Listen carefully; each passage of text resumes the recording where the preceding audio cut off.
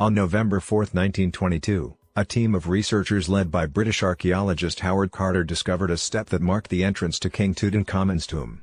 When King Tut's tomb itself was unearthed on November 26, 1922, after more than 3,000 years of uninterrupted repose, some believed the pharaoh unleashed a powerful curse of death and destruction upon all who dared to disturb his eternal slumber. Like any urban legend or media sensation, the alleged curse of the pharaohs grew to epic proportions over the years. Here are 9 people who might make you believe in such things, and one who should have been a direct recipient of Tut's wrath 100 years ago.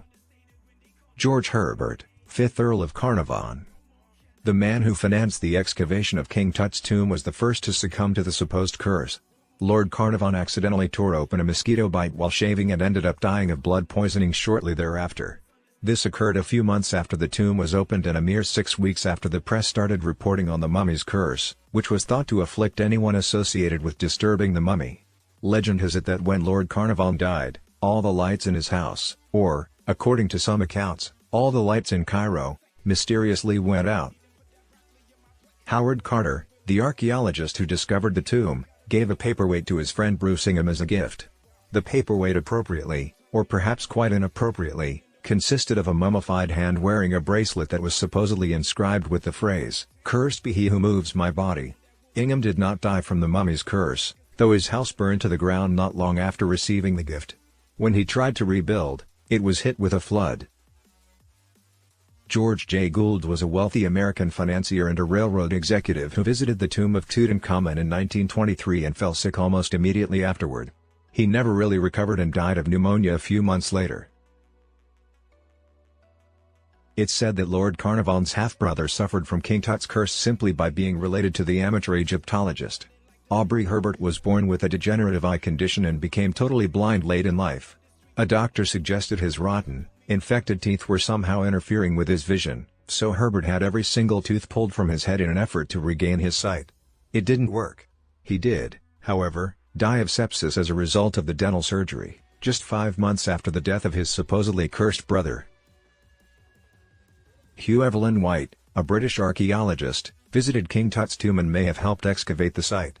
By 1924, after seeing death sweep over about 24 of his fellow excavators, Evelyn White died by suicide, but not before writing, allegedly in his own blood, "I have succumbed to a curse which forces me to disappear." American Egyptologist Aaron Ember was friends with many of the people who were present when King Tut's tomb was opened, including Lord Carnarvon. Ember died in 1926, when his house in Baltimore burned down less than an hour after he and his wife hosted a dinner party. He could have exited safely, but his wife encouraged him to save a manuscript he had been working on while she fetched their son. Sadly, they and the family's maid died in the catastrophe. The name of Ember's manuscript? The Egyptian Book of the Dead. Bethel was Lord Carnarvon's secretary and the first person behind Carter to enter the tomb. He died in 1929 under suspicious circumstances, though one modern historian has attributed his death to the work of infamous occultist Aleister Crowley. Bethel was found smothered in his room at an elite London gentleman's club. Soon after, the Nottingham Evening Post mused, the suggestion that the Honourable Richard Bethel had come under the curse was raised last year, when there was a series of mysterious fires at his home, where some of the priceless finds from Tutankhamun's tomb were stored.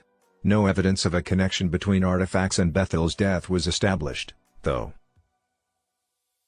Proving that you didn't have to be one of the excavators or expedition backers to fall victim to Tutankhamun's curse, Sir Archibald Douglas Reed, a radiologist, merely x-rayed Tut before the mummy was given to museum authorities. He got sick the next day and was dead 3 days later. James Henry Breasted, another famous Egyptologist of the day, was a member of Carter's team when King Tut's tomb was opened. Shortly thereafter, he allegedly returned home to find that his pet canary had been eaten by a cobra, and the cobra was still occupying the cage. Since the cobra is a symbol of the Egyptian monarchy, and a motif that kings wore on their headdresses to represent protection, this was a rather ominous sign.